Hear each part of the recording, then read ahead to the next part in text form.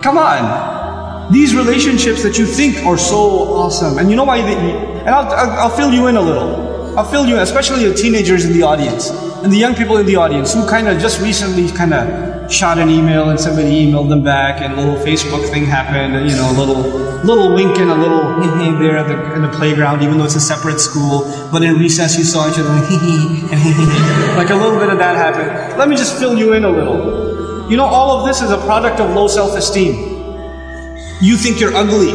So if a guy thinks you're cute, you're like, really? I'm beautiful?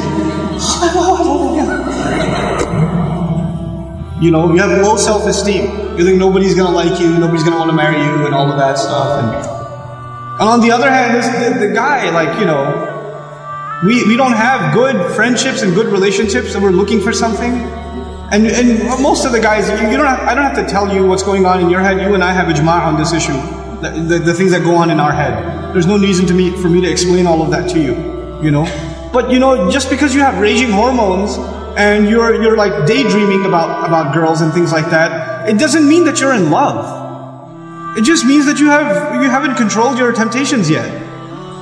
And you're ruining somebody's life. You're ruining an entire family. You realize what you're doing?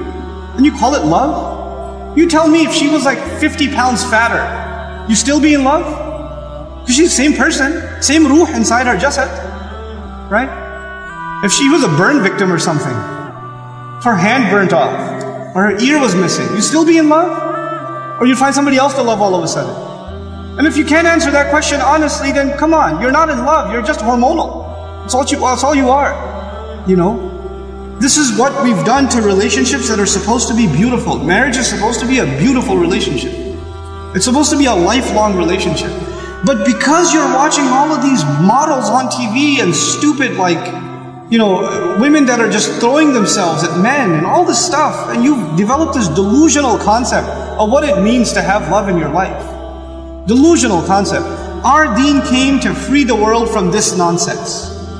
To free it, because we have a more mature understanding of what it means to have love in your life.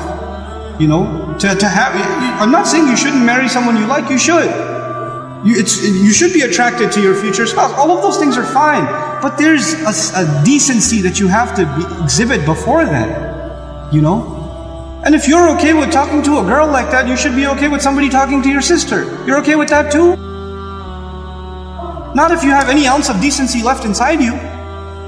If you do, then this is how we have to end these things.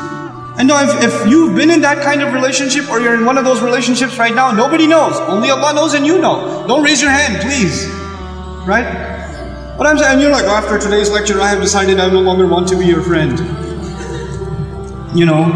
Don't even write that, because even then you're looking for a response. You're kidding yourself.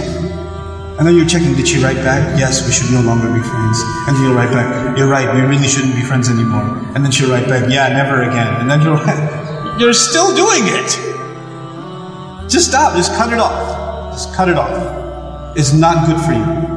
And guys, I've done a whole series on shame, so I won't repeat the whole thing because it took hours and hours and hours. But I will tell you this. It's okay to be attracted to a girl. Allah put that in you. You're not evil for finding a girl beautiful. It's not haram for you to feel that way. You have to control it though. You have to control yourself.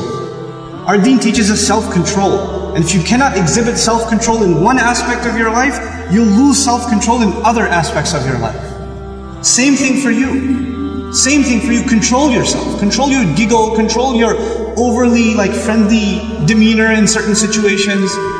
Don't be oblivious to, don't say we're just friends, or he's like a brother to me.